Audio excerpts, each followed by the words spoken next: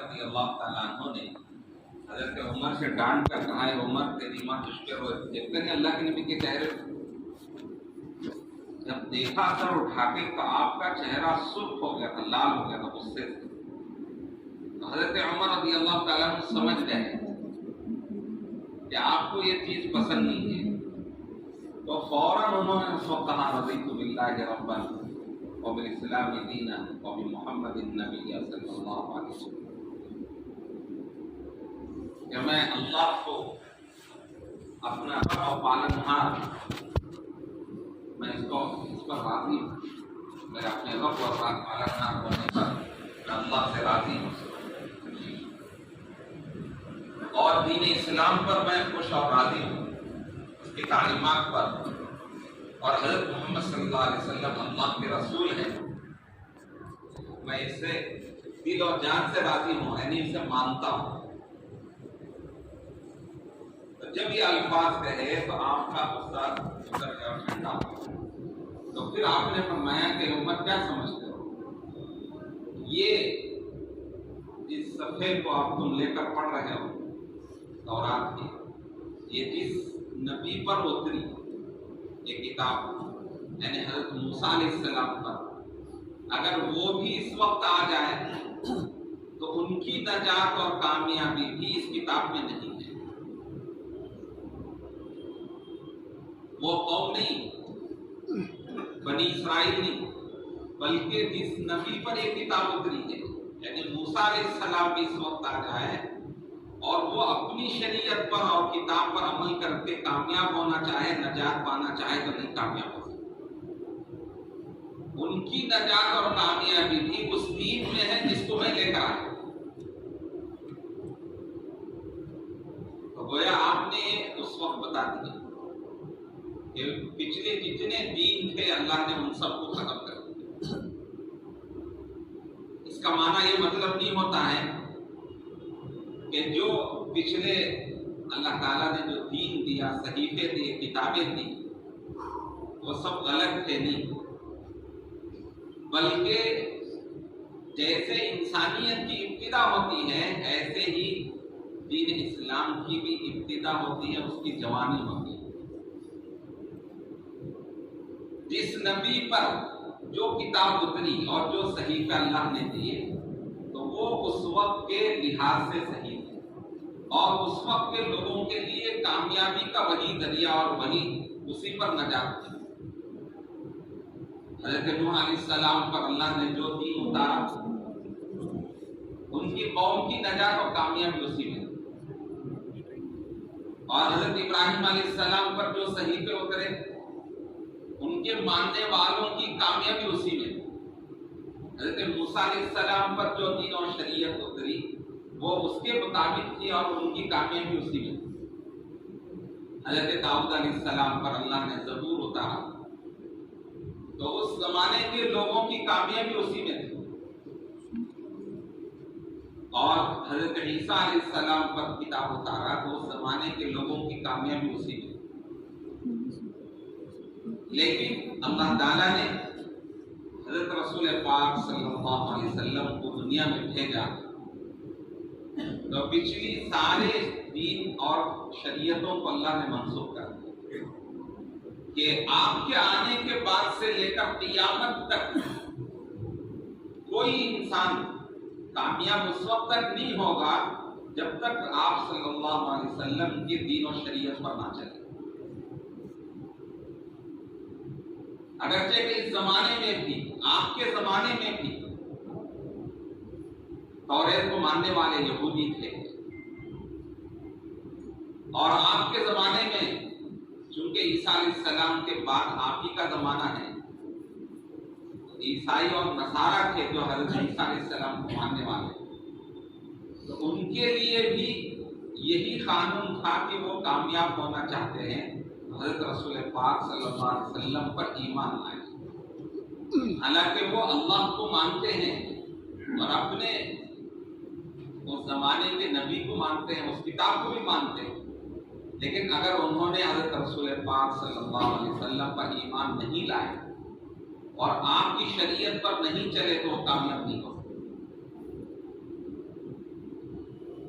ہاں اس زمانے اس اعتبار سے جتنے لوگ اس زمانے میں رہے اور اس پر ایمان لائے اور دین پر چلے وہ سب کامیاب ہیں۔ تو میں کہہ رہا تھا کہ حضرت موسیٰ حضرت نوح علیہ السلام کے زمانے میں، حضرت آدم علیہ السلام کے بعد نوح علیہ السلام کے زمانے انسانیت کی ابتدا تھی کہ گویا کہ دین اسلام کی بھی ابتدا تھی۔ حضرت ابراہیم علیہ السلام کے زمانے میں تھوڑی سی اور اضافہ ہوا، حضرت موسیٰ علیہ السلام کے زمانے میں اور تھوڑا اضافہ ہوا، حضرت داؤد علیہ السلام کے زمانے میں اور اضافہ ہوا، حضرت عیسیٰ علیہ السلام کے زمانے میں اور اضافہ ہوا، حضرت رسول پاک صلی اللہ علیہ وسلم اس وقت تشریف لائے تو آپ پر کامل و مکمل اللہ نے دین الاسلام کا حکم فرمایا۔ تو کیا یہ اس سے پہلے جو تھا کیا وہ ناقص تھا، ادھورا تھا؟ کہیں گے کہ وہ ناقص ادھورا نہیں، اس زمانے کے لحاظ سے وہ کامل تھا، اس کی ضرورت اتنی ہی تھی۔ جیسے بچہ پیدا ہوتا ہے تو اسے ایک بالش کا جھبا کافی ہو جاتا ہے، پھر جب بڑا ہوتا ہے تو 1 سال کا ہوگا تو تھوڑا اور بڑھتا ہے، تو پھر اور 3 سال کا ہو گیا، 4 سال کا ہوا تو اور بڑا پڑے گا، اس کا سائز بڑھتا ہے تو اس کا کرتا اور بڑا ہوگا، پھر 8-10 سال کا ہو گیا تو پھر کرتا اور تھوڑا بڑا ہوگا، اس کا 14-15 سال ہوئے تو اور بڑا ہو گیا، 18-20 سال ہوئے تو کچھ اور بڑھ گیا، 21-22 ہو گئے تو اور کچھ بڑھا، اب اس کے بعد اس کی انتہا ہو جاتی ہے بڑھنے کی،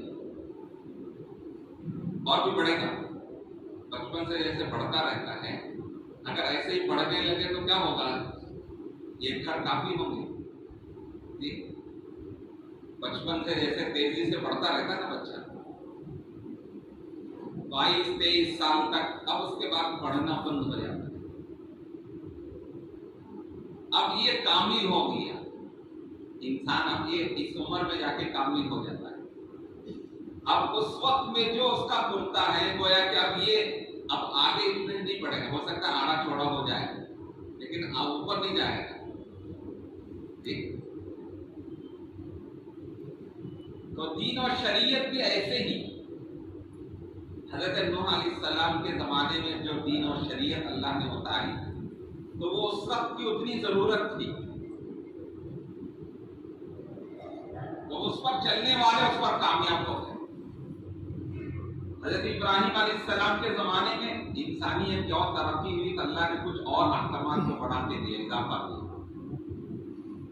حضرت موسیٰ علیہ السلام کے زمانے اور بڑھا کر دیا، داؤد علیہ السلام کے زمانے بڑھا کر دیا، عیسیٰ علیہ السلام کے زمانے میں اور اضافہ کیا، حتیٰ کہ رسول پاک صلی اللہ علیہ وسلم کے زمانے میں گویا سمجھے کہ دین اور شریعت بالکل جوان اور کامل ہو گئی۔ تو اللہ نے یہ خوشخبری سنائی، الیوم اکملت لکم دینکم واتممت علیکم نعمتی ورضیت لکم الاسلام دینا۔ حجۃ الوداع کے موقع پر اللہ تعالیٰ نے اعلان کر دیا آج کے دن ہم نے دین کو کامل و مکمل بنا دیا اور ہم نے اپنی نعمت کو پوری کر دی، اور دین اسلام بہت بڑی نعمت ہے، سب سے بڑی نعمت ہے، اور قیامت تک کے لیے ہم نے اس سے راضی ہو گئے، رضیت لکم الاسلام دینا، تمہارے لیے ہم دین اسلام کو پسند کیا ہے۔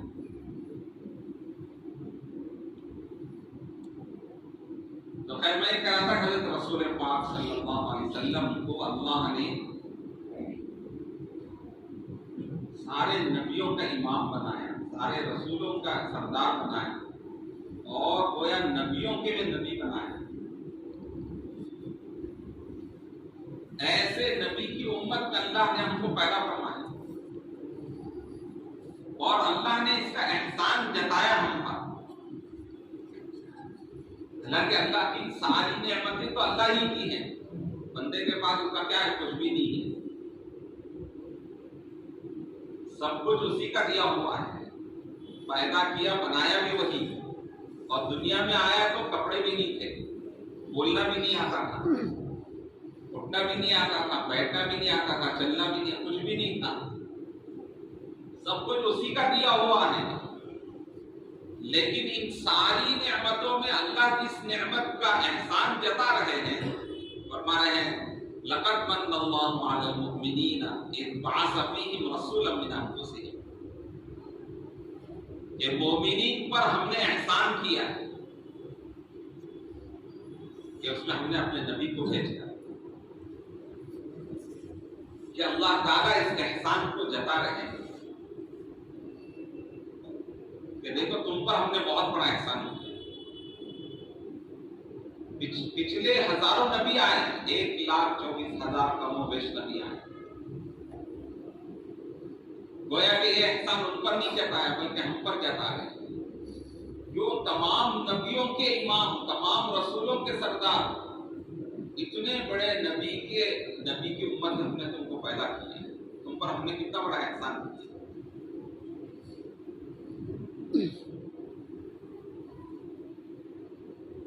اب اس کے بعد آگے فرمایا کہ ہم نے تم پر احسان کیا ہے، تو اب اس سے ہم کیا چاہتے ہیں؟ دیکھو تمہارے نبی نے کیا کام کیا، تو اللہ نے اس آیت میں مقصد بھی بتا دیا، یتلو علیہم آیاتہ ویزکیہم ویعلمہم الکتاب والحکمہ، کہ اب نبی کیا کریں گے؟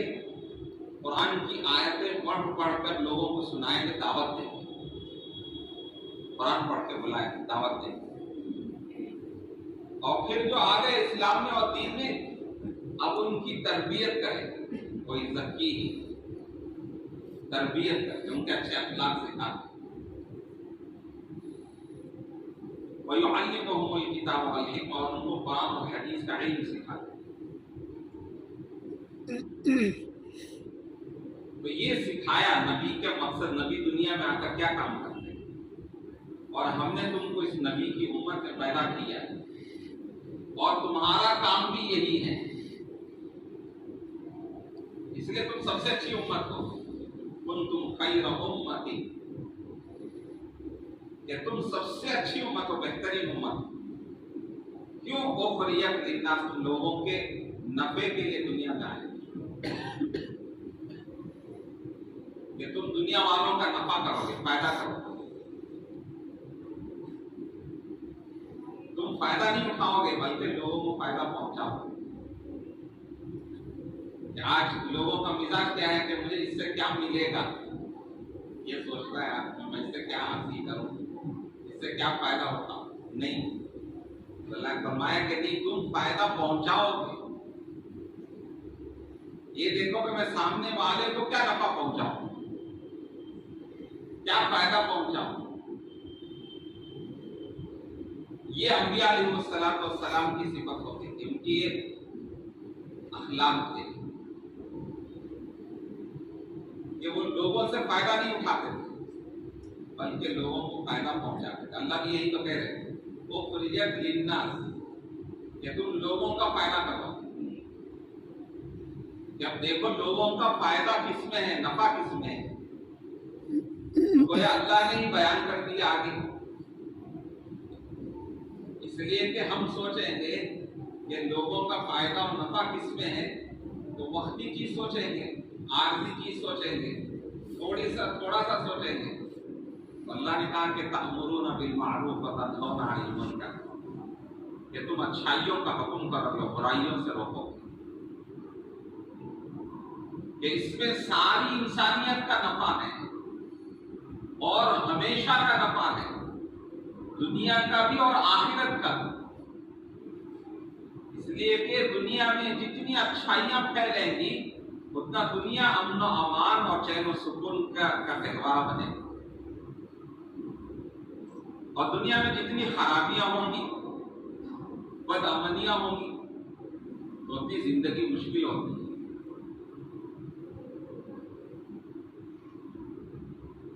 تو آج دنیا میں آج جتنی بھی خرابیاں ہیں،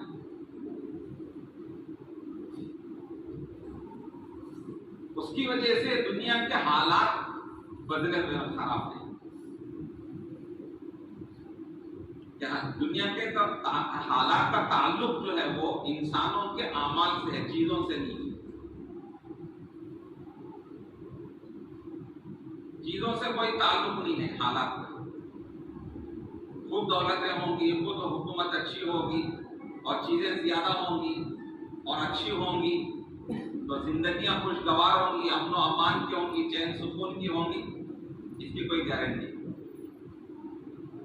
حالات اس سے سدھریں گے، کوئی گارنٹی۔ حالات کا تعلق اللہ نے چیزوں سے، اسباب سے نہیں رکھا ہے۔ الا بذکر اللہ تطمئن القلوب، خبردار کان کھول کے سنو، بیدار ہو کے سنو۔ اللہ کہتے ہیں کہ دلوں کا سکون تو اللہ کی یاد میں ہے، یعنی اللہ کے دین میں۔ تو حالات کا جو تعلق ہے وہ چیزوں سے نہیں ہے، وہ اعمال سے ہے۔ اور اعمال کس سے صادر ہوتے ہیں؟ انسانوں سے صادر ہوتے ہیں۔ اب اعمال کیسے اچھے ہوں گے؟ اس کے لیے محنت، اسی محنت کی وجہ سے فضیلت ہے اس امت کی کہ تأمرون بالمعروف وتنہون عن المنکر، کہ یہ وہ محنت ہے جس سے لوگوں کے اعمال اچھے ہوں گے اور خراب اعمال، غلط اعمال ان کی زندگیوں سے نکلیں گے۔ جب اعمال اچھے ہوں گے اور خراب اعمال سے دور ہوں گے تو اس میں ساری انسانیت کا نفع ہے، کیوں؟ حالات اس سے اچھے ہوں گے۔ حالات اچھے ہوں گے تو ہر ایک کو فائدہ ہوگا، نفع ہوگا۔ حالات بگڑیں گے تو سب کا نقصان ہے۔ کیا کہ حالات کا تعلق جو ہے وہ چیزوں سے نہیں، حالات کا تعلق اعمال سے، ایمان سے اور اعمال سے۔ اسی لیے اللہ تعالیٰ نے قرآن میں جگہ جگہ پر اس کو بیان فرمایا، وَلَوْ أَنَّ أَهْلَ الْقُرَىٰ آمَنُوا وَاتَّقَوْا لَفَتَحْنَا عَلَيْهِمْ بَرَكَاتٍ مِّنَ السَّمَاءِ وَالْأَرْضِ۔ اگر یہ گاؤں اور بستی والے ایمانی زندگی اختیار کر لے اور تقوی والی زندگی اختیار کر لے تو لَفَتَحْنَا عَلَيْهِمْ بَرَكَاتٍ مِّنَ السَّمَاءِ وَالْأَرْضِ، زمین اور آسمانوں سے برکتوں کے دروازے ہم کھولتے ہیں۔ کہ ایمانی زندگی کیا ہے؟ اللہ اور اللہ کے نبی پر یقین کرنا، ان پر ایمان لانا کہ ایک اللہ کی ذات ہے، اسی سے سب کچھ ہوتا ہے، وہی کرنے والے، انہی کے احکامات میں کامیابی ہے۔ حضرت رسول پاک صلی اللہ علیہ وسلم پر ایمان لانا اور اس کا یقین کرنا کہ آپ نے جو طریقہ اور جو دین لا کر ہیں اسی میں ہماری کامیابی ہے، یہ ایمان ہے۔ اس یقین کے ساتھ اللہ اور اس کے رسول کی اطاعت کرنا، یہ ایمان ہے۔ وَلَوْ أَنَّ أَهْلَ الْقُرَىٰ آمَنُوا، یہ گاؤں والے اگر ایمانی زندگی اختیار کریں، وَاتَّقَوْا، تقوی اختیار کریں۔ تقوی کس کو کہتے ہیں؟ تقوی کہتے ہیں بڑی بڑی لمبی لمبی عبادتیں کرنے کو نہیں کہتے، پوری پوری رات نماز پڑھو، قرآن کی تلاوت کرو، تسبیحات ہزار بار تسبیح پڑھو، نہیں، وہ عبادت ہے۔ تقوی کس کو کہتے ہیں؟ تقوی کہتے ہیں ہر اس چیز کو چھوڑ دینا جو اللہ کو پسند نہیں ہے، جسے اللہ کے نبی نے منع کیا اور اللہ کو پسند نہیں، ان چیزوں کو چھوڑنے کا نام تقوی ہے۔ تو دو باتیں بتائیں شاید، ایک ایمانی زندگی گزار اور دوسرا تقوی والی زندگی گزار۔ ایمانی زندگی اللہ اور اس کے رسول پر ایمان لانا اور دل سے یقین کرنا، پھر ان کے احکامات پر اور ان کی باتوں پر چلنا، اطاعت و فرمانبرداری کرنا۔ دوسرا، جو باتیں اللہ اور اس کے رسول کو پسند نہیں ہے، اللہ کے نبی نے جن سے منع کیا، ان چیزوں کو چھوڑ دینا۔ ایک پر آدمی عمل کرے اور دوسرے پر عمل نہ کرے تب بھی آدمی کیا ہے، گویا کہ اسلام میں اور دین میں پورا نہیں آئے۔ اچھے اعمال تو کر رہا ہے لیکن غلط چیزوں کو نہیں چھوڑ رہا ہے، نمازیں بھی پڑھ رہا ہے، ذکر بھی کرتا ہے، تسبیحات بھی ہیں، صدقہ خیرات بھی کر رہا ہے، سب کچھ ہے، لیکن غلط بولنا، غلط دیکھنا، غلط سننا، یہ اس کے اندر ہے، تو یہ تقوی کے خلاف۔ اللہ کا جو وعدہ ہے دونوں چیزوں پر، اسی لیے کہتے ہیں نا دین دو باتوں کا نام۔ اللہ جن کاموں کو کرنے کا حکم دیا ان کو حضرت رسول پاک صلی اللہ علیہ وسلم کے سنت کے موافق کرنا۔ اللہ کے احکامات دو طرح کے، یہ کرنے کے ہیں اور یہ نہیں کرنے کے، منع کیا ہے۔ جب دونوں پر چلے گا تو کامل دین پر چلنے والا ہو، کرنے کے کام بھی کر رہا ہے، نہیں کرنے کے کام بھی کر رہا ہے، تو یہ ادھورا ہو گیا، آدھا ہے، آدھے دین پر چل رہا ہے۔ وعدے جو ہے وہ پورے دین پر ہے۔ میں نے کہا کہ اس پر اللہ کے وعدے ہیں کہ دیکھو اگر تم نے ایمانی زندگی گزاری اور تقوی والی زندگی گزاری تو لفتحنا علیہم برکات من السماء والارض، زمین اور آسمانوں سے برکتوں کے دروازے کھولیں گے۔ ایک جگہ فرمایا کہ من عمل صالحا من ذکر او انثى وهو مؤمن فلنحيينه حیاتا طیبہ ولنجزینهم اجرهم باحسن ما كانوا يعملون۔ فرمایا کہ مردوں عورتوں میں سے جو اچھے اعمال کریں ایمان کے ساتھ، فَلَنُحْيِيَنَّهُ حَيَاةً طَيِّبَةً، اللہ کہتا ہے ہم ان کو حیات طیبہ دیں گے، بہترین زندگی، حیات طیبہ خوشگوار زندگی، امن و امان والی، چین سکون والی دنیا میں وعدہ کر رہے ہیں۔ اور آخرت میں فرمایا وَلَنَجْزِيَنَّهُمْ أَجْرَهُمْ بِأَحْسَنِ مَا كَانُوا يَعْمَلُونَ، اور آخرت میں تمہارے اعمال سے بھی اچھا بدلہ اللہ اپنی شان کو موقع دے گا۔ کہا کہ دنیا کے جو حالات ہیں وہ انسانوں کے اعمال سے تعلق رکھتے ہیں، حالات کا تعلق اعمال سے ہے اور اعمال کا تعلق ایمان اور یقین سے۔ جتنا زیادہ اللہ کی ذات پر یقین ہوگا کہ وہی کرنے والے ہیں، انہی کے طریقوں انہی کے حکموں میں کامیابی ہے، اور اللہ کے نبی کی جتنی عظمت و محبت اور آپ کی سنتوں پہ کامیابی کا یقین جتنا آئے گا تو ایمان بنے گا، اتنا ایمان مضبوط ہوگا، تو پھر جتنا ایمان مضبوط ہوگا اس کے اعمال اتنے اچھے ہوں گے، اعمال جتنے اچھے ہوں گے حالات اتنے اچھے ہوں گے۔ یہ دنیا کے حالات اچھے خوشگوار بنے، اس لیے یہ محنت دی اللہ تعالیٰ نے نبیوں کو اور رسول پاک صلی اللہ علیہ وسلم کو جو محنت دی وہ چیزوں پر محنت نہیں، یہ چیزوں پر محنت ہے، یہ چیزوں کے بننے سے اور ترقی سے انسان نہیں بنتا ہے، چیزیں بن جائیں اور چیزیں ترقی کریں۔ جیسے آج کے زمانے میں لوگوں نے گھروں پر محنت کی تو ایسے ایسے گھر بنائے، جب سے دنیا بنی ہے آج تک اتنے اچھے گھر نہیں بنے، ٹھیک، اور کھانوں پر محنت کی تو آج جتنے اچھے کھانے ہیں شاید جب سے دنیا بنی ہے آج تک اتنے قسم کے کھانے نہیں بنے ہوں گے، اور کپڑوں پر محنت کی تو اتنے کپڑے بن گئے کہ دنیا جب سے بنی آج تک اتنے کپڑے نہیں بنے ہوں گے، اور سواریوں پر محنت ہوئی تو آج اتنی اچھی سواریاں بن گئی شاید دنیا جب سے بنی آج تک نہیں بنی۔ آج کا عام آدمی بھی شہنشاہی اور بادشاہی زندگی گزار رہا ہے، پہلے کے بادشاہوں کو بھی ہوا کے لیے پنکھا چلانا پڑتا تھا،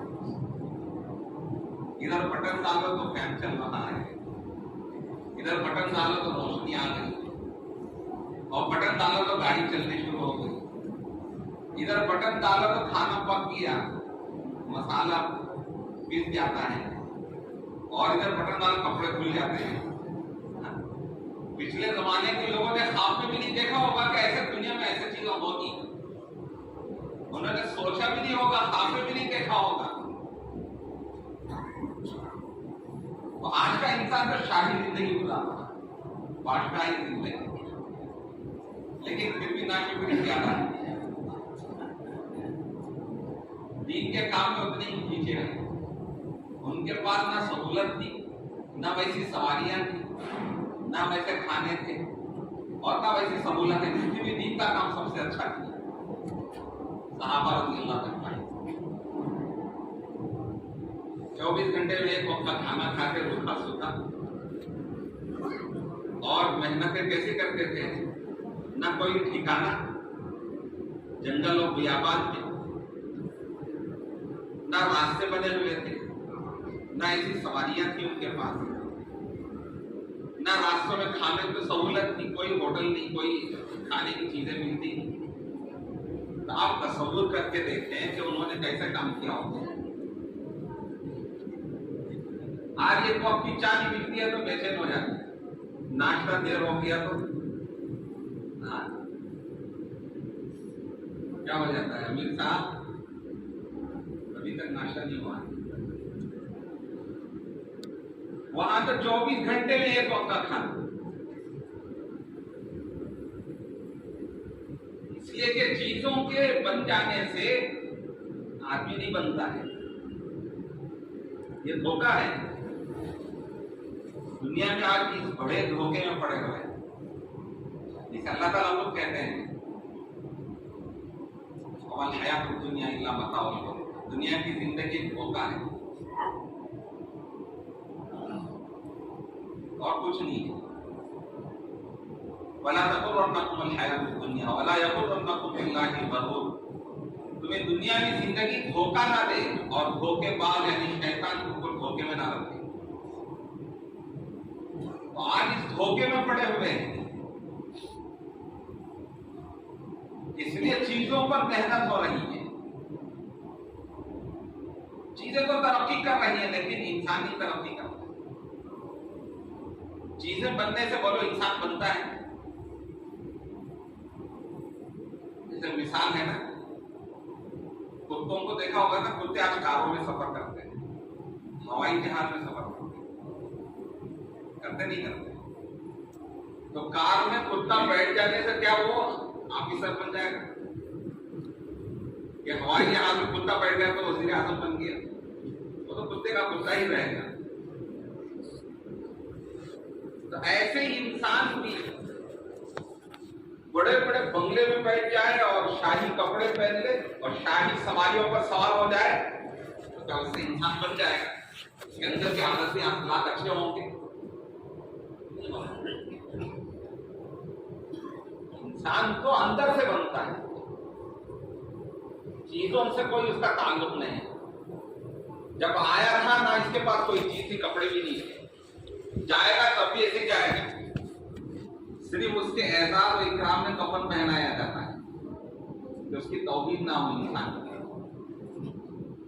اس لیے اس کی صرف شرافت کی وجہ سے اسے کفن پہنا جا رہا ہوتا، جیسے دنیا میں آئے سے بیچتے ہیں اسے، تمہارا کوئی چیز نہیں آئے گی دنیا کی، یہ دکھا رہے ہیں تم دنیا میں جیسے آئے اب ایسے ہی جاؤ، دنیا کی کوئی چیز تمہارے ساتھ نہیں آئے گی، تمہارے ساتھ جو آئے گی وہ تم نے اپنے اندر محنت کر کے جو اعمال اور جو اخلاق و صفات پیدا کی وہ تمہارے ساتھ آئے گی۔ اس لیے کہ یہ تمہاری چیز ہے، یہ جتنے باہر کی چیزیں وہ تمہاری نہیں ہیں، یہ تو باہر کی باہر رہ جائے گی۔ تو اس لیے انبیاء علیہ السلام کو اللہ تعالیٰ نے جو محنت دی وہ انسانوں پر محنت کرنا سکھایا، چیزوں پر محنت کرنا نہیں سکھایا۔ اس لیے کہ جب انسان اچھا ہوگا تو چیزوں کا فائدہ ہوگا، انسان اچھا نہیں ہوگا تو چیزوں کا فائدہ نہیں الٹا نقصان ہوتا ہے۔ دنیا کے ساز و سامان اور چیزوں سے چاہے وہ چیز کتنی اچھی ہو وہ نفع بخش نہیں ہوگی بلکہ نقصان دینے والی ہوگی، کیوں؟ اس کا استعمال کرنے والا غلط ہے۔ میں مثال دیتا ہوں ہمیشہ، چاقو اور چھری ہے، اب یہ بتاؤ کہ اچھا ہے، اچھی چیز ہے کہ بری چیز ہے چاقو؟ بولو بھائی، اچھی ہے یا بری ہے؟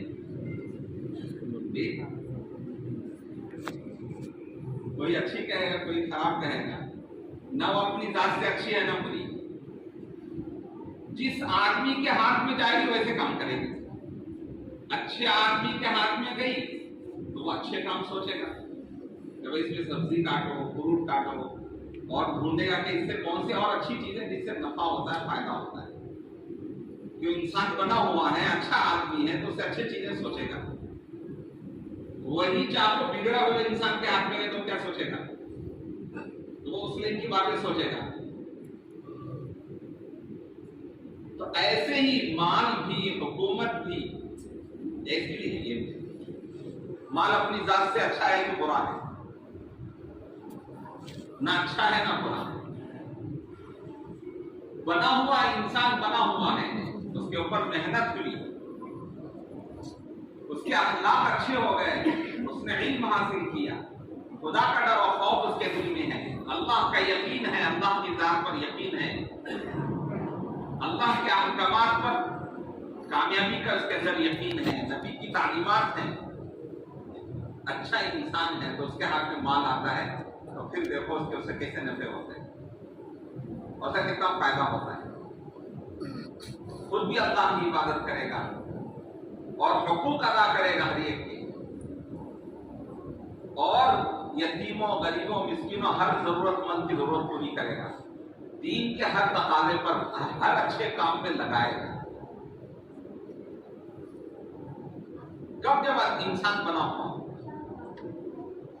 حضرت عثمان غنی رضی اللہ تعالیٰ، نام ہی غنی ہے، غنی کے معنی مالدار. حضرت عثمان غنی رضی اللہ، ان کے ہاتھ میں مال آیا. حضرت عبد الرحمن بن عوف رضی اللہ تعالیٰ، ان کے ہاتھ میں اللہ نے مال دیا. چونکہ یہ بنے ہوئے تھے، ان کا یقین بنا ہوا تھا، ان کے اخلاق بنے ہوئے تھے،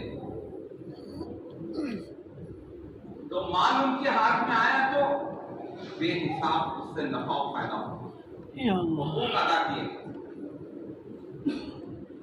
وہی مال قارون کے ہاتھ میں دیا جی، وہی مال سرداران مکہ، ابو لہب کے پاس، ابو جہل کے پاس، عتبہ شیبہ کے پاس تھا، جو سرداران مکہ کہلاتے.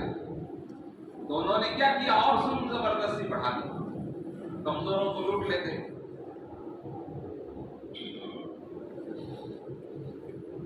کیوں؟ بنے ہوئے نہیں تھے.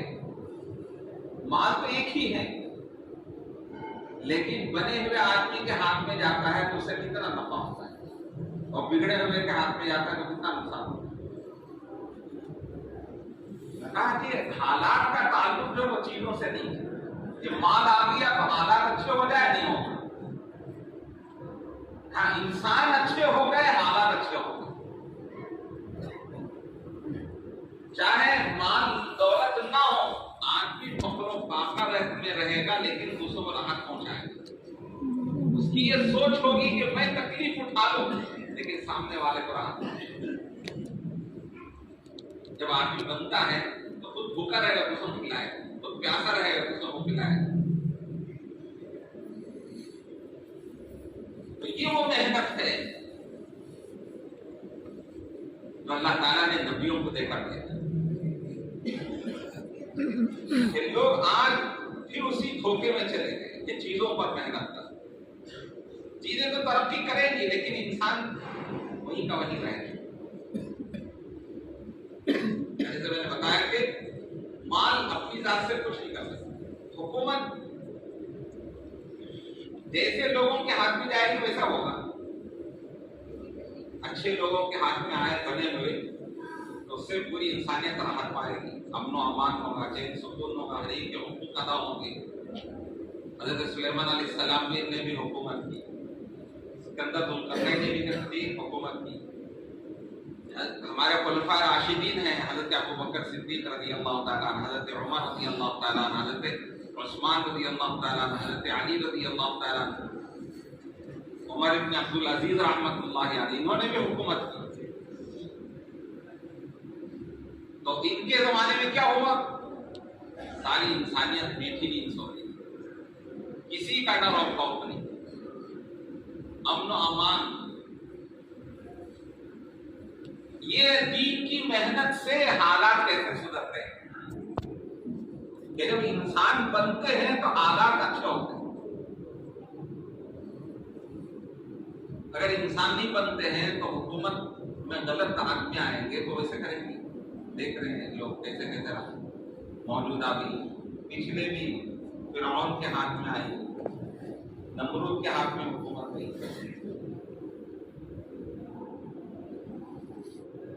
میں نے کہا کہ اللہ تعالیٰ نے نبیوں کو اس لیے بھیجا دنیا میں کہ وہ انسانوں پر محنت کر کے ان کا ایمان بنائے، ان کے اعمال بنے۔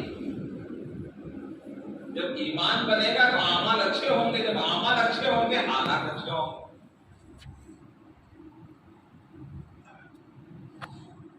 تو بنیادی چیز دل کا یقین بنے۔ دل کا یقین جب کیا کہتے ہیں جتنا مضبوط ہوگا اور صحیح یقین ہوگا تو اعمال اتنے اچھے ہوں گے۔ حضرت رسول پاک صلی اللہ علیہ وسلم اس وقت دنیا میں تشریف لائے تو اس وقت حالات کیا تھے؟ جسے زمانے جاہلیت کہتے ہیں۔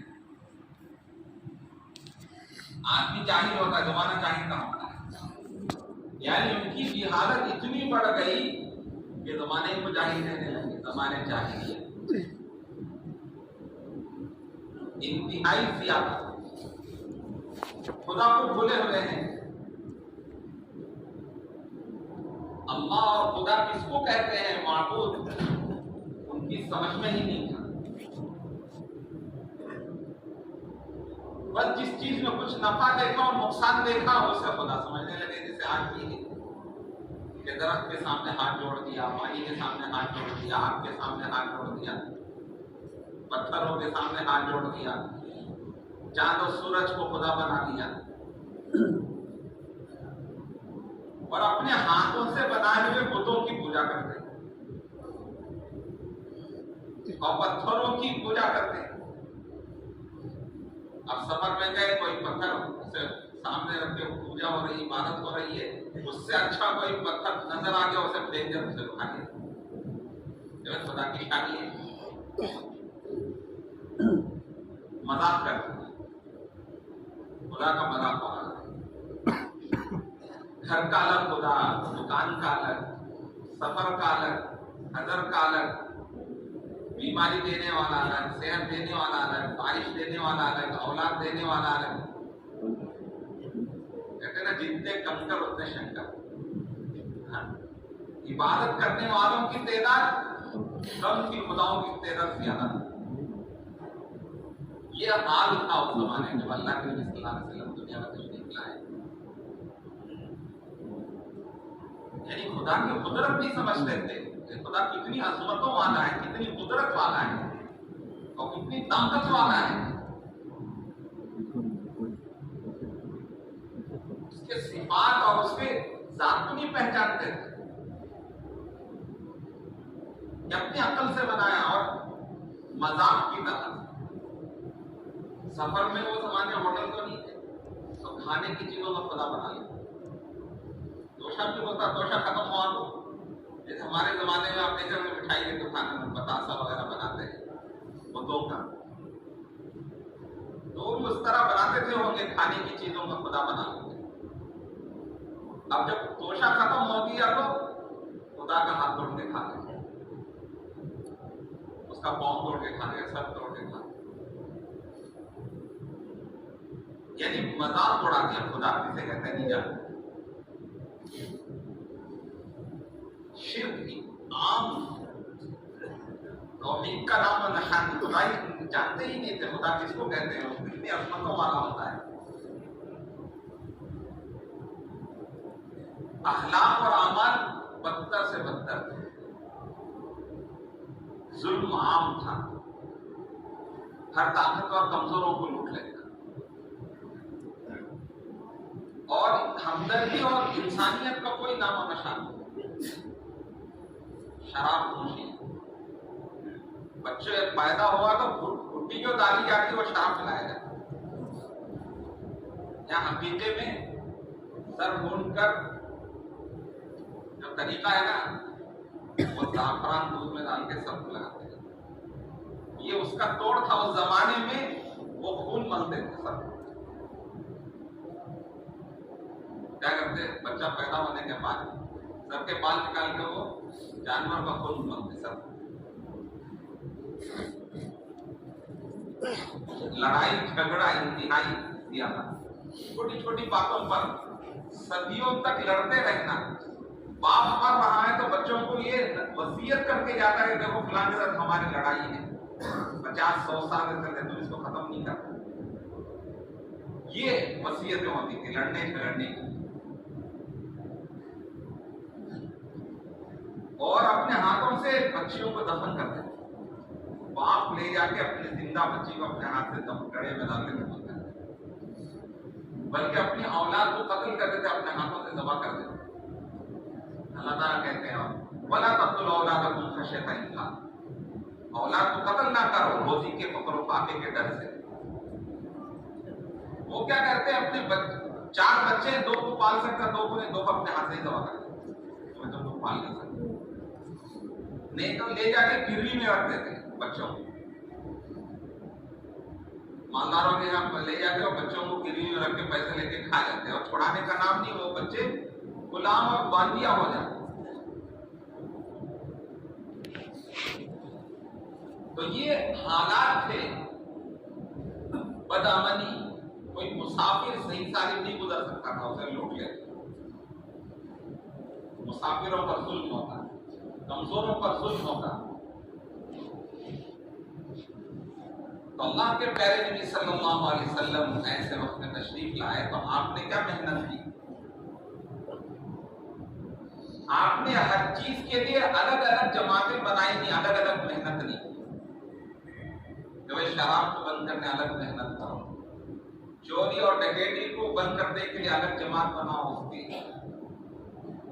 کی بچوں کو جو قتل کر رہے ہیں دفن کر رہے ہیں اسے روکنے کے لیے الگ جماعت بناؤ، ظلم و ستم کو روکنے الگ جماعت بناؤ. سب کے لیے آپ نے ایک ہی محنت فرمائی، ایک محنت. وہ تھی آپ نے فرمایا کہ یا ایھا الناس قولوا لا الہ الا اللہ، اے لوگوں لا الہ الا اللہ کہو کامیاب ہو جاؤ. یعنی اپنے دل کا یقین یہ بنا لو.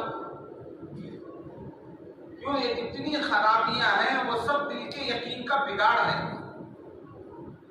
اللہ کو نہیں سمجھے، اللہ کی ذات کو نہیں سمجھا کہ وہ اکیلے تنہا کرنے والے ہیں. سب کچھ کے بغیر سب کچھ وہ کرنے والے ہیں. انہی کے ہاتھ میں زندگی اور موت ہے، نفع نقصان وہ دیتے ہیں، کامیابی ناکامی ان کے ہاتھ میں ہے، صحت اور بیماری ان کے ہاتھ میں ہے، اولاد کا دینا نہ دینا ان کے ہاتھ میں ہے، مال کا کم اور زیادہ کرنا ان کے ہاتھ میں ہے. دنیا میں جو کچھ ہوتا ہے وہ سب کچھ اللہ کرتے ہیں. اور اللہ نے اپنے نبی کو بھیجا زندگی گزارنے کا ایک صحیح طریقہ دے کر، اس طریقے میں کامیابی کا یقین پیدا ہو جائے.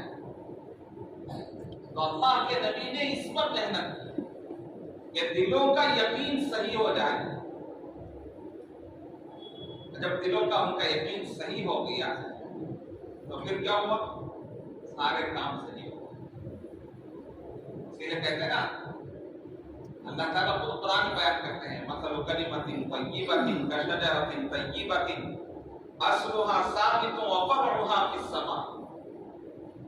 کلمہ طیبہ کی مثال بہترین درخت کی ہے. کشجرۃ طیبہ اصلها ثابت وفرعها فی السماء تؤتی اکلها کل حین بإذن ربها. اللہ مثال دے رہے ہیں ایمان کی ایک پاکیزہ درخت کی طرح سے کہ جس کی جڑیں زمین میں گڑی ہوئی ہوں گی اور اس کا تنا آسمانوں تک جائے گا اور وہ پھل دے گا، پھلے گا، پھولے گا، سرسبز و شاداب ہوگا. کیا مطلب؟ جتنا دل کا یقین مضبوط ہوگا اتنا تنا مضبوط ہوگا، یعنی عبادتیں اتنی اچھی ہوں گی، اعمال اتنے اچھے ہوں گے، معاشرت اتنی اچھی ہوگی، اخلاق اتنے اچھے ہوں گے. یہ اسلام کا درخت ہے، ایمان کا درخت ہے کہ اس کی جڑیں ایمان ہیں. ایمان جتنا مضبوط ہوگا تنا وہ عبادت ہے، اتنی عبادتیں مضبوط ہوں گی. اور ڈالیاں ہیں، یہ معاشرت ہے، اور پتے یہ کیا کہتے ہیں डालियां मामलात हैं, जितने अच्छे होंगे उतने मजबूत होंगे आपस का ताल्लुकात। मुआशरत डालियां हैं, सरसब और शादा होगी, हमारी मुआशरत उतनी अच्छी होगी, आपस का सुलूक उतना अच्छा होगा और अखलाक उसके फल हैं। लेकिन इसमें सबसे ज्यादा जड़ जितनी मजबूत होगी तना उतना मजबूत होगा। ये समझाया कि ईमान पर जितनी मेहनत होगी, ईमान जितना मजबूत होगा, इबादतें उतनी अच्छी होंगी और मामला उतने अच्छे होंगे, आपस के ताल्लुकात मामला उतने अच्छे होंगे और फिर मुआशरत उतनी अच्छी होगी, रहन सहन आपस के ताल्लुकात और मोहब्बतें होंगी और फिर उसी से फल और फूल निकलते हैं जो अखलाक हैं। तो अल्लाह ने इस ईमान की मिसाल दरख्त से दी कि उसकी जड़ जितनी मजबूत होगी तना उतना ऊपर जाएगा, उतना मजबूत होगा। तो हजरत रसूल पाक सल्लल्लाहु अलैहि वसल्लम ने अपने जमाने में जो मेहनत फरमाई वो ईमान पर मेहनत कि दिलों का यकीन सही हो जाए। जब दिलों का यकीन सही होगा तो फिर खुद ब खुद उनके अमाल अच्छे होंगे, उसमें अमाल में मजबूती आएगी, मामलात भी अच्छे होंगे, आपस का लेन देन साफ सुथरा होगा, मुआशरत रहन सहन है, आपस के ताल्लुकात हैं, रिश्तेदारियां हैं और अखलाक हैं, एक दूसरे के साथ कैसे बर्ताव किया जाए, कैसे सुलूक हो हमारा। तो हज़रत रसूल पाक सल्लल्लाहु अलैहि वसल्लम ने उस पर मेहनत फरमाई उस जमाने में जिस जमाने को जमाने जाहिलियत कहते हैं। तो आपकी तालीमात से जिंदगियां बदल गई, लोग बदल गए। लोग बदलने का माना क्या है? उनके अखलाक बदल गए, उनके अमाल बदल गए। लोग तो वही हैं, कोई दूसरे नहीं है, वही लोग हैं जिनको कुछ साल पहले जमाने जाहिलियत के लोग कहते थे और मेहनत के बाद 23 साल मेहनत रसूल पाक सल्लल्लाहु अलैहि वसल्लम की भी तो उसके उसी जमाने को क्या कहने लगे? खैरुल कुरूनी कर्नी, सबसे बेहतरीन जमाना आप सल्लल्लाहु अलैहि वसल्लम ने फरमाया तो मेरा है। सुम्मल लदीना यलूनहुम सुम्मल लदीना यलूनहुम, मेरा और मेरे सहाबा का जमाना सबसे अच्छा है, फिर ताबीईन है, तबे ताबीईन का जमाना। तो क्या हो गया? क्या हुकूमतें हाथ में आ गई हुजूर के जमाने में? क्या मालो दौलत के ढेर लग गए थे? जबकि आप दुनिया से इस हालत में तशरीफ ले जा रहे हैं कि रात का वक्त है, आपका इंतकाल हो चुका है कि चेहरा देखने के लिए रोशनी का इंतजार। हज़रत आयशा रज़ियल्लाहु अन्हा फरमाती है कि पड़ोस से कर्ज दे लेके शराब जलाना पड़ा। दुनिया में आप साथ इस हाल में तशरीफ ले जाए और जब आप कह रहे हैं कि सबसे बेहतरीन जमाना मेरा जमाना है और आज हम समझ रहे हैं कि जमाना सबसे ज्यादा तरक्की कर गया, क्यों? चीजें बढ़ गई तो चीजें ज्यादा हो गई तो समझ रहे हैं कि जमाना तरक्की कर गया। आपने फरमाया कि चीजों के मालो दौलत के बढ़ जाने से जमाना अच्छा नहीं होता है, दुनिया अच्छी नहीं होती है, दुनिया के हालात अच्छे नहीं होते। आप भी बताइए, उस जमाने में अल्लाह के नबी सल्लल्लाहु अलैहि वसल्लम के जमाने के लोग कहते थे कि वो जाहिल हैं, अनपढ़ हैं, उनके पास इल्म नहीं था, इसलिए वो उन लोगों को जमाने जाहिलियत के लोग कहते हैं। इसलिए उनके अंदर शिर्क था, उनके अंदर कुफ्र था, उनके अंदर शराब था, नशा था, उनके अंदर बदकारियां थी, उनके अंदर चोरी और डकैती थी, उनके अंदर जुल्म और सितम था। आज क्या है? तालीम याफ्ता है। क्या है? तालीम याफ्ता है ना, दावा है ना, हम मुहज्जब लोग हैं, हम तालीम याफ्ता हैं, हम तो चांद पर पहुंच गए। اب انسانیت کا حال کیا ہے؟ پہلے شراب ایک نشے کی چیز تھی، آج ہزاروں چیزیں پیدا ہو گئی نشے کی۔ آج بچہ نشہ کرتا ہے۔ پہلے بدکاری کی شکل یہ تھی، آج ہزاروں شکلیں پیدا کر دی۔ فحاشی اور اوریانیت، ننگا پن وہ زمانے میں نہیں، آج تعلیم یافتہ زمانے میں۔ اس کو سمجھتے ہیں کہ ہم تعلیم یافتہ ہے، مہذب ہے۔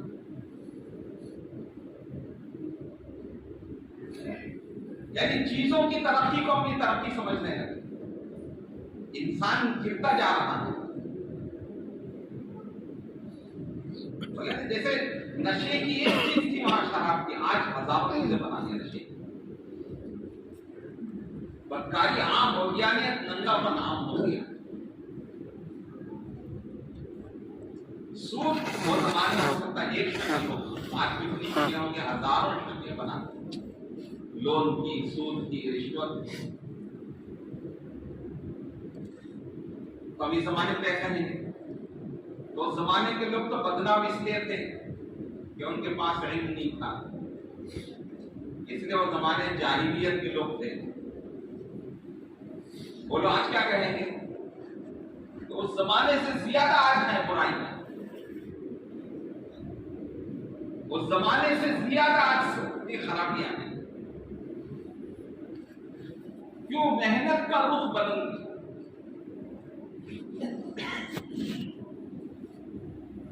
محنت کا رخ ہم نے چیزوں کو بنایا، اور چیزوں کی میں سمجھے کہ ہماری اپنی ترقی ہے۔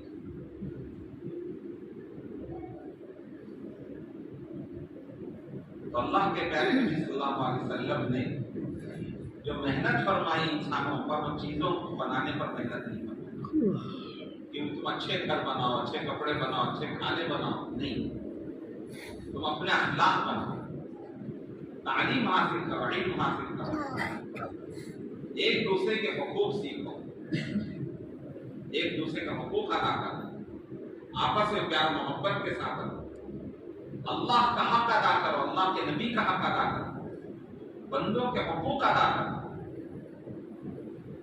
حضرت عبداللہ بن سلام رضی اللہ تعالیٰ عنہ، اللہ کے پیارے نبی صلی اللہ علیہ وسلم ہجرت فرما کر آپ مدینہ منورہ تشریف لائے۔ مکے میں تو صرف کیا کہتے ہیں مشرک و کفار تھے، مدینے میں یہودی تھے جو اہل کتاب تھے، یہود کے قبیلے تھے، لمبی تاریخ ہے اس کی مدینے کی۔ تقوی شاہ یمن سینکڑوں سال پہلے یہاں گزرا تھا، تو ان اہل کتاب نے بتایا کہ ہم کو اس زمین میں وہ علامتیں اور نشانیاں مل رہی ہیں جو نبی آخر الزمان یہاں ہجرت کرتے ہیں۔ تو اس نے 400 علماء اس کے ساتھ ان کو سب کو گھر بنا کے دے دیا کہ تم یہاں رہو، ان کے آنے کا انتظار کرو، وہ جب آئے تو ان پر ایمان لاؤ، ان کی مدد کرو۔ لیکن انہوں نے ایسے نہیں کیا، دشمن ہو گئے۔ وہ سب کچھ جانتے تھے۔ اللہ تعالیٰ کہتے ہیں یعرفون کما یعرفون ابناءہم، وہ اللہ کے نبی کو ایسے پہچانتے تھے جیسے باپ اپنے بچوں کو پہچانتا ہے۔ وہ لوگ کسی باپ کو اپنے بچوں کو پہچاننے میں بھی مشکل ہوتی ہے، دقت ہوتی ہے، چاہے اس کی کتنی کا اولاد ہو، 10-20 اولاد بھی ہو جائے، چہرہ دیکھ کر نہیں، دیوار کے پیچھے سے بھی آواز کرے بچہ تو یہ بولے گا کہ فلاں نمبر کا ہے، پتہ نہیں ہوتا ہے۔ تو باپ کو تو اپنی اولاد کی اتنی پہچان ہوتی ہے۔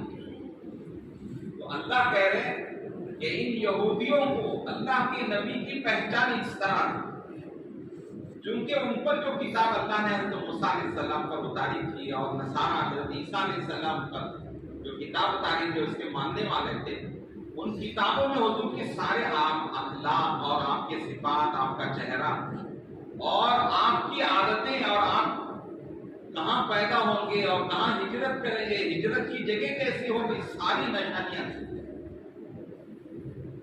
اس لیے اللہ کہتے ہیں یعرفونہم کما یعرفون ابناءہم، یہ حضور کو ایسے جانتے تھے جیسے اپنے بیٹوں کو جانتے، لیکن پھر بھی ہر درمی ضد میں ایمان نہیں۔ جو آدمی ضدی ہوتا ہے نا اسے ہدایت نہیں ملتی،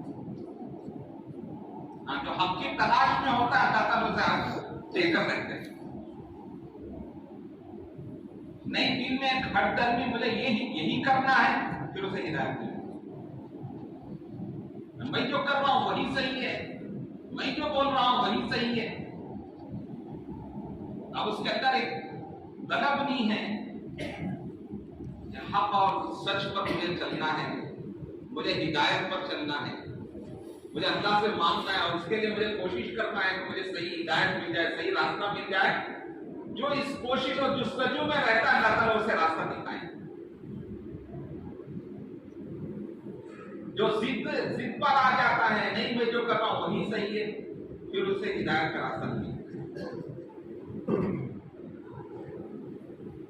اس کے سامنے ساری علامتیں اور نشانیاں بھی ظاہر ہوں گی حق کی، لیکن پھر بھی نہیں مانے گا، اس کے اندر ضد ہے، مجھے اسے نہیں ماننا ہے، اور جو میں کر رہا ہوں وہی صحیح ہے۔ جب اس کے اندر یہ ضد آتی ہے تو وہ ہدایت پر نہیں آتی۔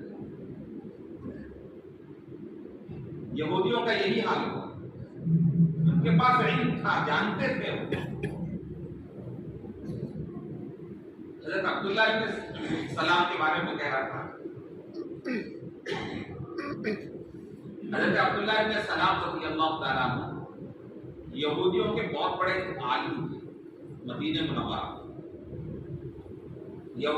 مدینے کے جو یہودی تھے وہ سب آپ کو بہت بڑا عالم مانتے تھے، امام مانتے تھے، ان کی بات نکالتے نہیں تھے۔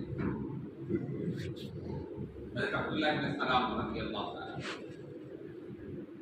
تو جب ان کو معلوم ہوا کہ اللہ کے پیارے نبی صلی اللہ علیہ وسلم ہجرت کر کے مدینہ تشریف لائے ہیں، تو بڑا ہجوم تھا، تو یہ بھی گئے دیکھنے کے لیے۔ تو جیسے آپ پر نظر پڑی، دیکھتے ہی سمجھ گئے، اور فرمایا کہ یہ چھوٹے کا چہرہ نہیں ہے، یہ بالکل سچے نبی ہیں۔ پھر آپ کے پاس موقع پا کر گئے اللہ کے نبی صلی اللہ علیہ وسلم کے پاس، کچھ سوالات کی، سوالات کرنے کے بعد ایمان لے آئے، مسلمان ہو گئے حضرت عبداللہ ابن سلام۔ تو حضور صلی اللہ علیہ وسلم کے پاس ان کی تعریف ہوئی، مدینے والوں نے بتایا کہ یہ یہودیوں کے سب سے بڑے عالم ہیں، اور سارے مدینے کے یہودی ان کو مانتے ہیں، اگر یہ ان یہودیوں کو کہیں تو اسلام لے آئیں گے۔ لیکن حضرت عبداللہ ابن سلام رضی اللہ جانتے تھے اپنی قوم کا مزاج، سخت مزاج، ضدی مزاج کے تھے، تو انہوں نے کہا کہ بہت مشکل ہے، اتنا آسان نہیں ہے، یہ مانتے نہیں۔ تو پھر یہ ترکیب کی گئی کہ لوگ مانتے ہیں حضرت عبداللہ ابن سلام کو، اگر یہ ایمان لائے، معلوم ہے تو لوگ بھی ایمان لائیں گے یہودی۔ حضرت عبداللہ ابن سلام نے کہا کہ مجھے چھپا دو اور ان لوگوں کو بلاؤ یہودیوں، اور ان سے پوچھو کہ عبداللہ ابن سلام کیسے آدمی ہے تمہارے درمیان، تو وہ کیا کہتے ہیں سنیے۔ تو اس طرح اللہ کے نبی صلی اللہ علیہ وسلم کے دربار میں آپ کو گویا کہ چھپا دیا پردے میں، تو وہ لوگ آئے، یہودیوں کو بلایا اور بلا کر پوچھا کہ یہ بتاؤ کہ عبداللہ ابن سلام رضی اللہ تعالیٰ تمہیں کیسے آتی؟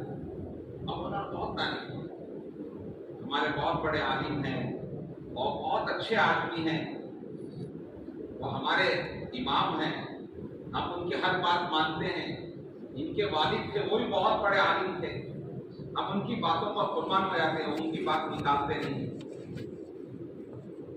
تو ان سے حضور نے فرمایا اگر وہ ایمان لائے کیا تم ایمان لاؤ گے؟ انہوں نے کہا کہ ہاں ضرور، اگر عبداللہ ابن سلام ایمان لے کر آ جائے تو ہم بھی ایمان لے کے آ جائیں گے۔ اتنا سننا تھا، حضرت عبداللہ ابن سلام پردے سے باہر آئے اور انہوں نے کہا کہ اشہد ان لا الہ الا اللہ و اشہد ان محمد رسول اللہ. اتنا سننا تھا جو ابھی تک تعریف کر رہے تھے اب گالی دینے لگے. یہ جھوٹے ہیں، یہ غلط ہیں، اب ان پر لعنت کرنے لگے. خوب لعنت کی گالیاں دی. پتہ نہیں کیا کیا ان کے سلسلے میں کہا، بہت لعنت کی. تو یہ ان کی عادت تھی. ضد آتی ہے تو آدمی حق نہیں آتا. اگر یہی بڑے عالم ہیں عبداللہ بن سلام کے اندر جو سجود تھی کہ مجھے صحیح پر آنا ہے، حق پر آنا ہے، تو ایمان لے آئے. وہ فرماتے ہیں حضرت عبداللہ بن سلام رضی اللہ تعالیٰ عنہ فرماتے ہیں کہ جب میں ایمان لایا تو سب سے پہلا کلام حضرت رسول پاک صلی اللہ علیہ وسلم کا.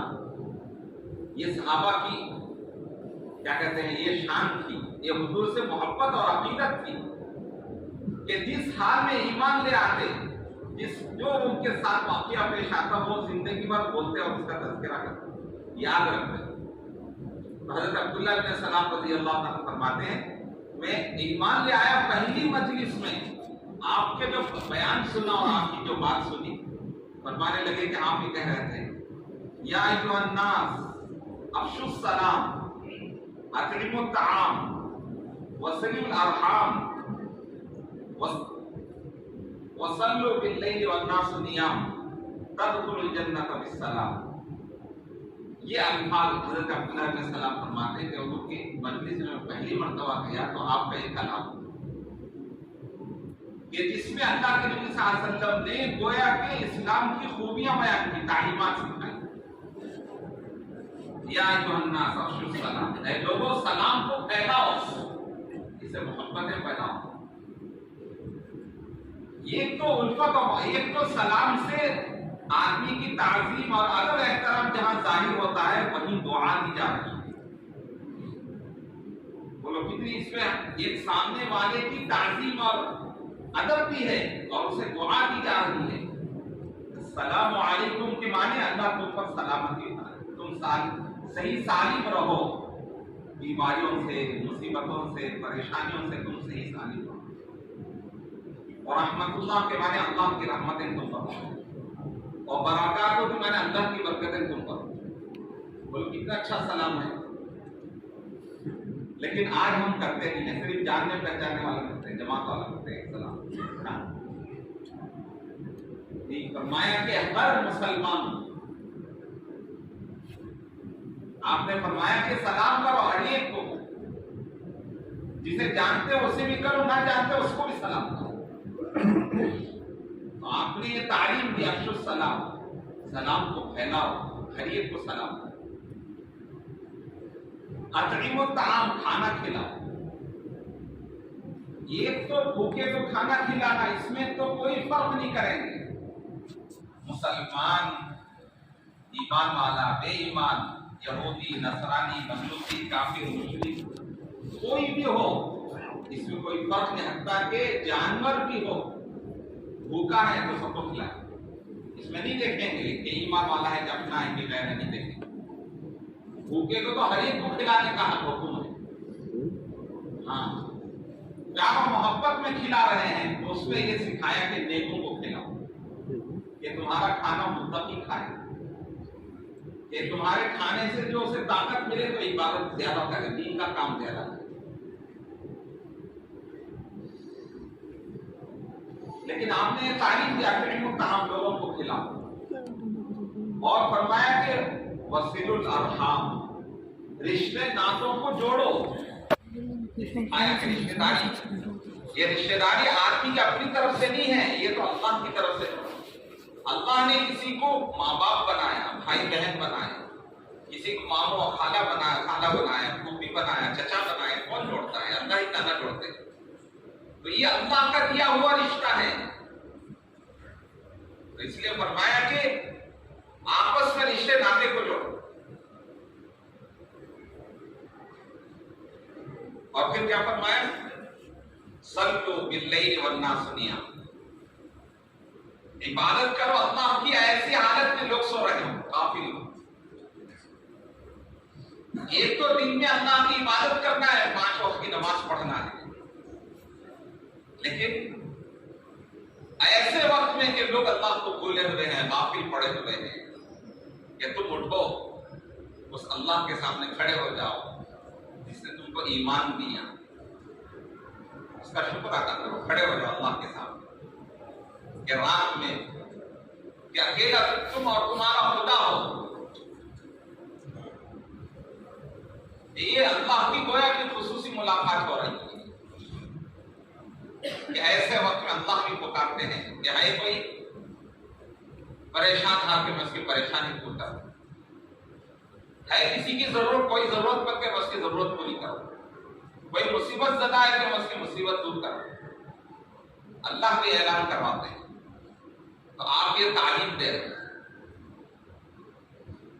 صلوا باللیل والناس نیام، تو پھر کیا ہوگا؟ تدخل الجنت بالسلام، کہ جنت میں سلامتی کے ساتھ داخل، کوئی رکاوٹ نہیں ہو، کہ اس میں اللہ کا بھی حق بتایا جا رہا ہے، لوگوں کے بھی حقوق بتائے جا رہے ہیں۔ حضرت عبداللہ ابن سلام نے بتایا کہ میں حضور کی مجلس میں گیا تو سب سے پہلے مجھے آپ کا یہ بیان، آپ کی یہ کلمات میں نے سنا، تو گویا کہ اسلام یہ کامل دین کی تعلیم دیتا ہے، ایک طرف اللہ کے احکامات کی تعلیم دیتا ہے، نبی کے حقوق کی تعلیم دیتا ہے، تو دوسری طرف بندوں کی بھی آسان کیسے برتاؤ کرنا اس کی تعلیم دیتا ہے۔ میں نے کہا اللہ تعالیٰ نے یہ وہ محنت عطا فرمائی ہے کہ جس محنت کے ذریعے سے دنیا اور آخرت دونوں سنورتی اور بنتی ہے، دنیا کے حالات بھی اسی وقت صحیح ہوں گے جتنا نبی کی تعلیمات عام ہوں، کہ اس زمانے میں نبی کے زمانے میں یہی ہوا۔ تو آپ کی محنت سے لوگوں کے جواہر نکلے، کہ کام کرنے والوں کی یہ عادت ہوتی ہے کہ وہ خوبیوں کو دیکھتے ہیں۔ اللہ تعالیٰ معاف فرمائے کہ کوئی ہماری بات نہ سنے یا مخالفت کرے تو ہم اس کو فیصلہ کر دیتے ہیں کہ یہ یعنی صحیح آدمی نہیں، کوئی مخالفت کرتا ہے یا کوئی دشمنی کرتا ہے تو فیصلہ کر دیتے ہیں کہ یہ غلط آدمی ہے۔ حالانکہ آپ دیکھیں حضرت رسول پاک صلی اللہ علیہ وسلم نے اس زمانے میں جو جتنا زیادہ مخالف تھا آپ اس کی ہدایت کی کوشش کرتے تھے۔ کیوں؟ اس لیے کہ جیسے ہم چاہتے ہیں کہ اچھے سے اچھا آدمی دین کے کام میں لگے، کہ اس کی سیرت اور صلاحیت لگے، جیسے ہر استاد چاہتا ہے کہ اسے اچھے شاگرد ملے، نہیں چاہتا، ہر استاد چاہتا ہے کہ اچھے اسٹوڈنٹس ملے، ایسے ہی شیطان بھی چاہتا ہے کہ اس کے اسٹوڈنٹس اچھے ہوں۔ شیطان کیا چاہتا ہے؟ ہاں، اس کے بھی اچھے ماہر آدمی ہونا چاہیے۔ ایک بات میں کہتا ہوں کہ کوئی آدمی، اللہ تعالیٰ ہر ایک کو ہدایت نصیب فرمائے جو غلط راستے میں ان کو ہدایت دے، کوئی ڈاکہ ڈالتا ہے، چوری کرتا ہے، دھوکہ دیتا ہے تو وہ کوئی بیوقوف و نادان آدمی نہیں ہے، بیوقوف و نادان نہیں ہوتا۔ اگر وہ کم عقل اور کم سمجھ ہوتا تو وہ کونے میں بیٹھا رہتا،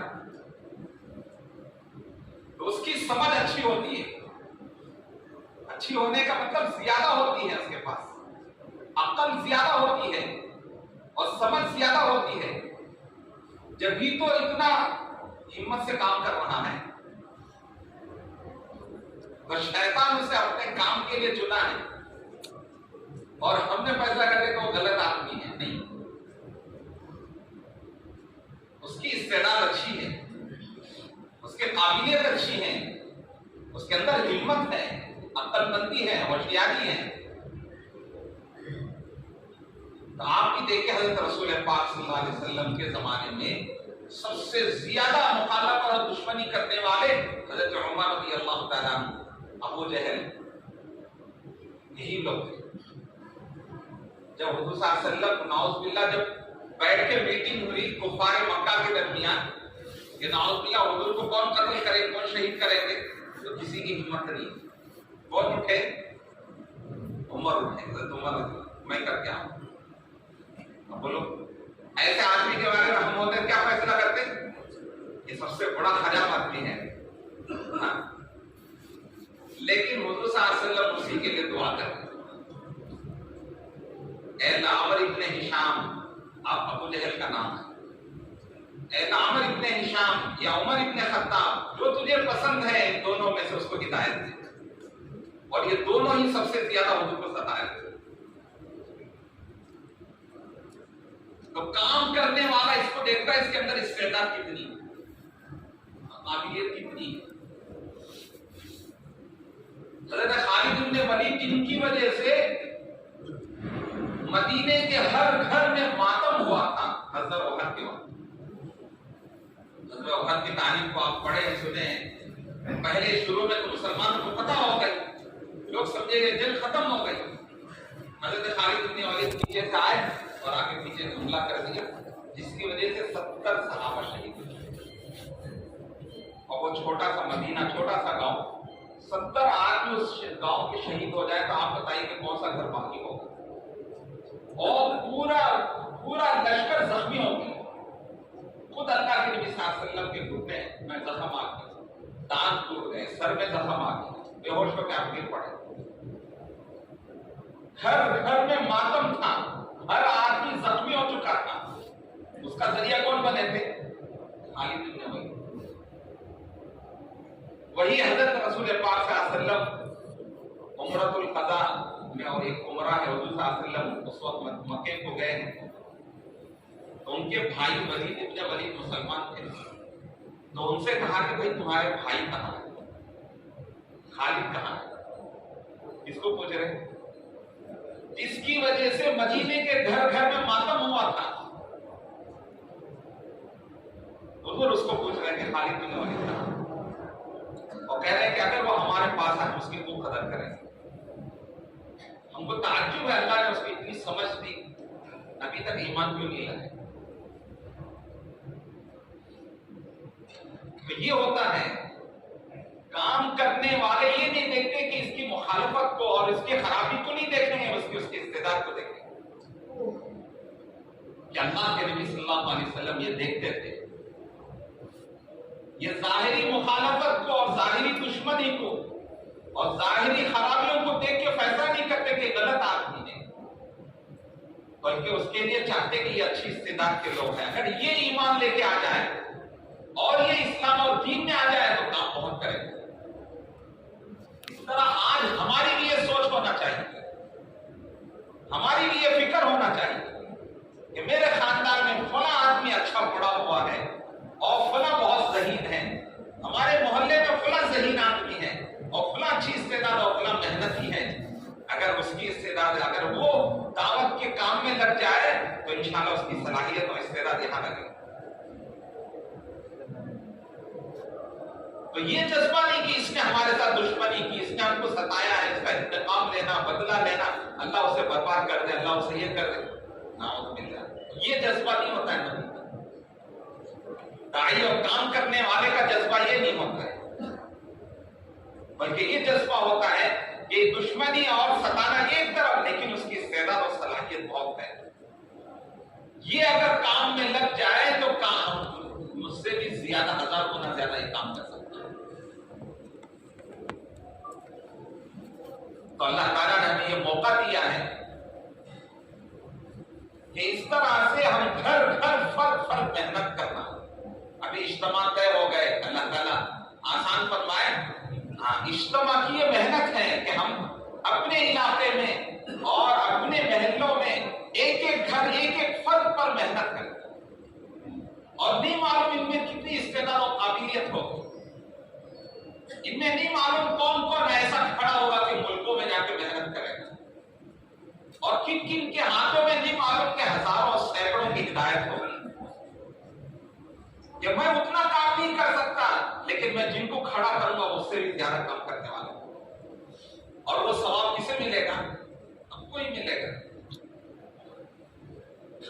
اس میں یہ نہیں کہ یہ تو آج کا بچہ ہے، یہ آج کا نوجوان ہے، ہم سے آگے کیسے بڑھ جا رہا ہے، اس کی فکر نہیں کرتا.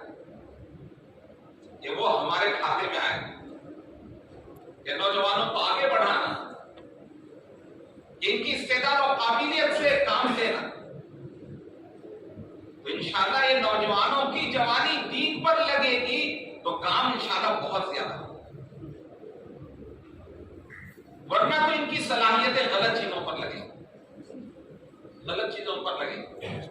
استعداد اور قابلیت بہت ہوتی ہے، اللہ نے امت کے اندر بڑی استعداد اور قابلیت رکھی ہے۔ فرمایا الناس معادن کا معادن الذهب والفضة، کہ لوگ کان ہیں، سونے چاندی کے جیسے کان ہوتے ہیں، جہاں سے سونا نکلتا ہے، چاندی نکلتا ہے۔ فرمایا کہ لوگ بھی ایسے ہیں، ان کے اندر بڑی استعداد اور قابلیت ہوتی ہے،